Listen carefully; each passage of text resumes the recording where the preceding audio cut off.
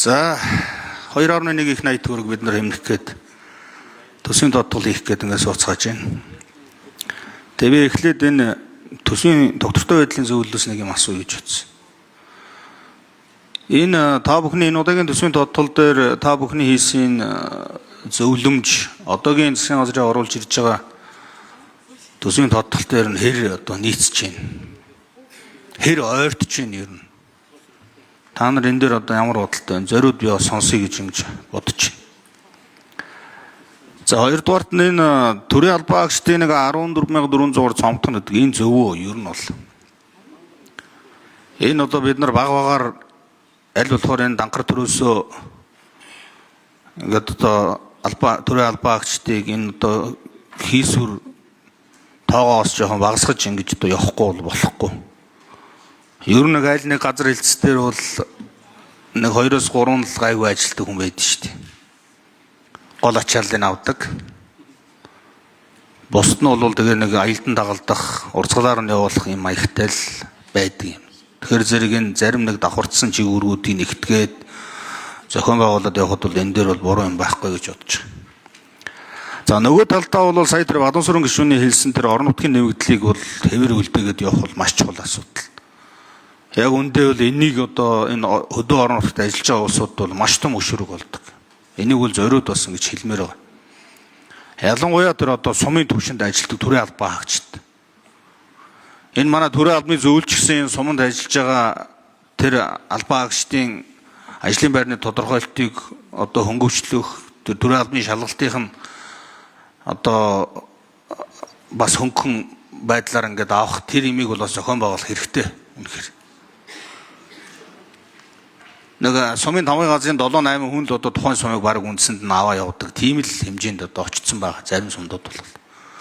Тэгэхээр бол энэ дээр бол одоо онцгой анхаарах хэрэгтэй гэж ингэж одоо бодож байна.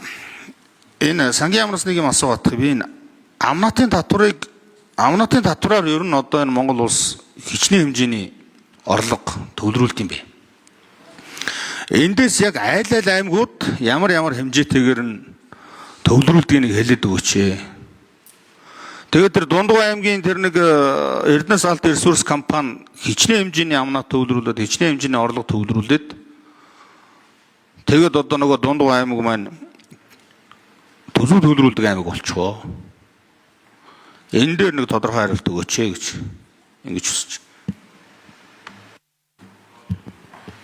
За Болдын жахлан сайд. За ажлын хэсгээс юм уу? За 4 номерын ажлын хэсгийн микрофон.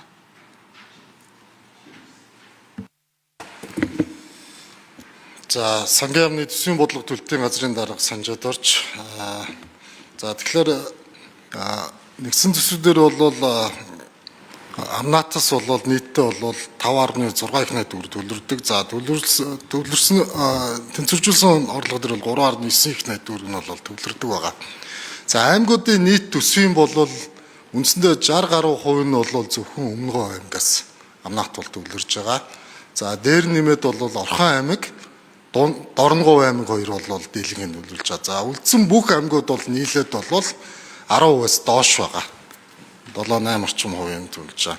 За дээр нь амнаат бол өөрөө бол орон нутгийн орлого биш. За амнааттай холбоотой амнаат бол 65% нь бол өөрөө ирээдүйн сан руу бол шууд орчиж байгаа.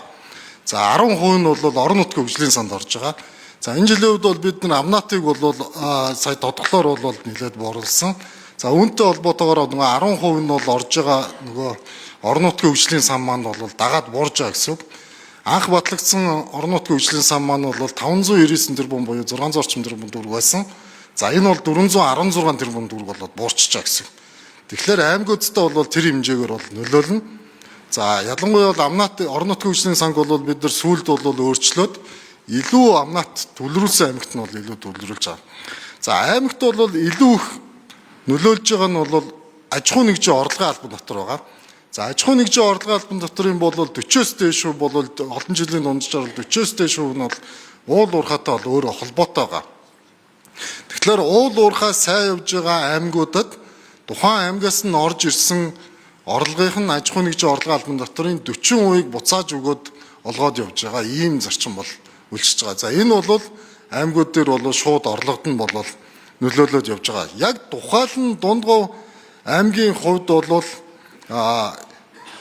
Эрдэнэс алт ресурс компани бол одоогийн байдлаар бол 14.6 тэрбум төгрөгийг бол аж ахуйн нэгжийн орлогын албан дотор төлөвлөсөн байгаа.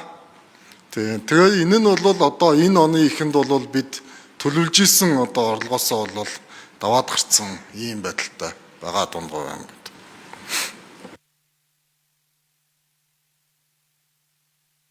За төсвийн тогтвортой байдлын зөвлөлөөс 3 намрын ажлын хэсгийн микрофон дээрээс мөнхөд гишүүний асуултанд хариулъя. За төсвийн тогтвортой байдлын зөвлөлийн гишүүн инх бод. За гишүүний асуултанд хариулъя.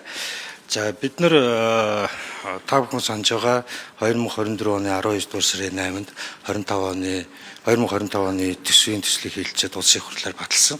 За тэр үед бол бид нар төсвийн төсөл дээр нөөцний үнийг $85 тооцох гэдэг саналаа бол хэлж байсан. Мөн бидний 3 дугаар сард мөн энэ оны 3 дугаар сард эдийн засгийн хөгжлийн яам сангийн яамд хөргөлж байсан макро эдийн засгийн зүй зүйлтүүдийн таамаглалт бол нийт төсвийн алдагдлын хэмжээг бол хасах 1%, за нөөцний үнийг 85%, за эдийн засгийн өсөлтийн хэмжээг бол 5.5% байх тооцооллуудыг хийж байсан. За энэ байдлаар бас тус 2 байгууллагт хөргүүлж байсан. За тэгээд өнөөдөр бол яг орж ирж байгаа 2025 оны төсвийн 1 минут нэмж өгье. За өнөөдөр одоо оруулж иж танилцуулж байгаа төсвийн хүрээний мэдээлэл болон Монгол Улсын төсвийн 25 оны төсвийн төсөлтөд хийх өөрчлөлт тодтол дээр бол энэ тооцоонууд бол бүрэн сууж нийцтэй байдлаар орж ирж байна гэж харж байгаа. За баярлалаа.